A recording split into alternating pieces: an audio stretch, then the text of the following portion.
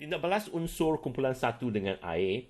Unsur-unsur kumpulan satu atau lebih dikenali sebagai logam alkali, dia boleh bertindak balas cergas dengan air sejuk untuk menghasilkan gas hidrogen, dan larutan yang dihasilkan oleh tindak balas ini boleh menukar kertas litmus merah kepada biru. Apabila satu larutan menukar kertas litmus merah kepada biru, ini bermakna dia adalah alkali lah. Dan persamaan ini meringkaskan tindak balas ini, iaitu logam kumpulan satu bertindak balas dengan air menghasilkan alkali dan gas hidrogen. Gambar rajah ini menunjukkan bahan dan radas yang digunakan untuk eksperimen inilah.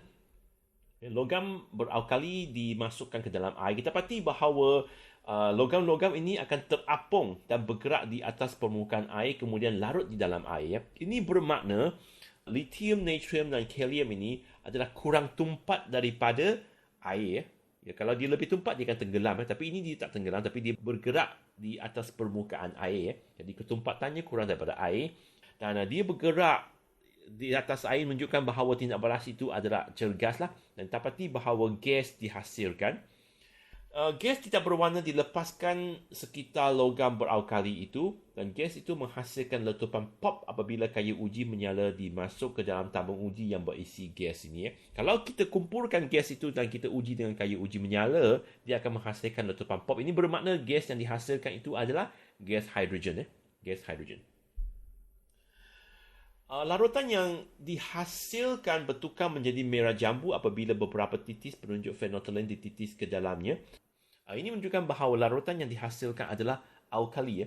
Sebab phenolphthalein ini, apabila dia bertemu dengan alkali, warna dia akan bertukar daripada tidak berwarna kepada merah jambu. Ini kita akan belajar dalam bab asid dan alkali lah. Okay, iaitu warna-warna penunjuk.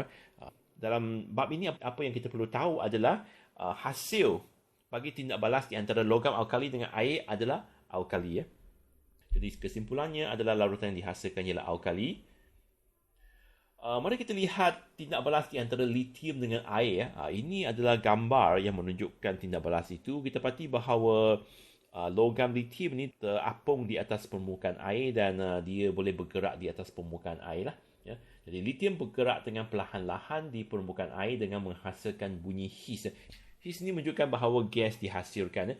Mari kita tulis persamaan tindak balas bagi tindak balas ini.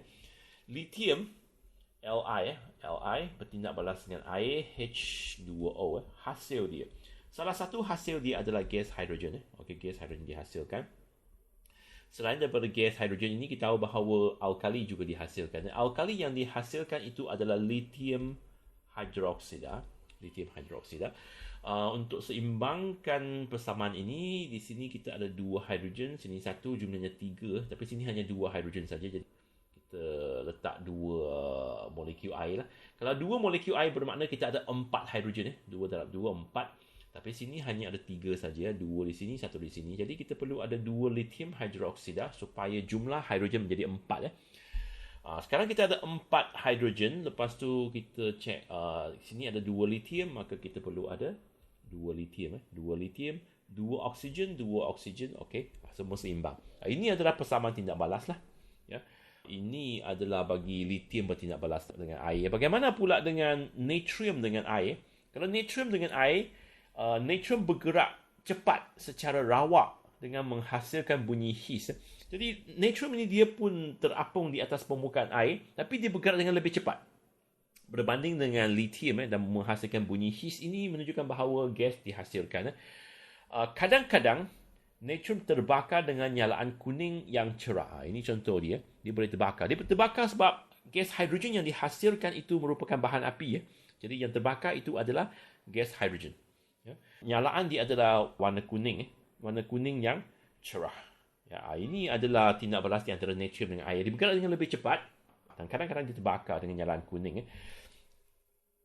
Okey, persamaan tindak balas. Persamaan tindak balas natrium bertindak balas dengan air menghasilkan natrium hidroksida. Ini adalah alkali dan juga gas hidrogen.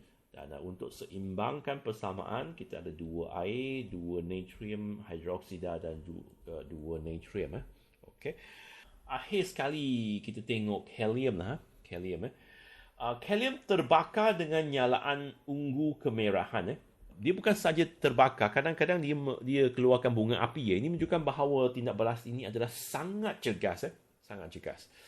Dan dia bergerak secara melompat-lompat di permukaan air dengan sangat cepat. Ya, kalau natrium dia hanya bergerak saja, tapi bagi helium ini dia bukan saja bergerak, ya, dia melompat-lompat juga. Dan biasanya dia terbakar menghasilkan nyalaan ungu kemerahan. Ini menunjukkan bahawa tindak balas ini lebih cepat, lebih cergas berbanding dengan natrium.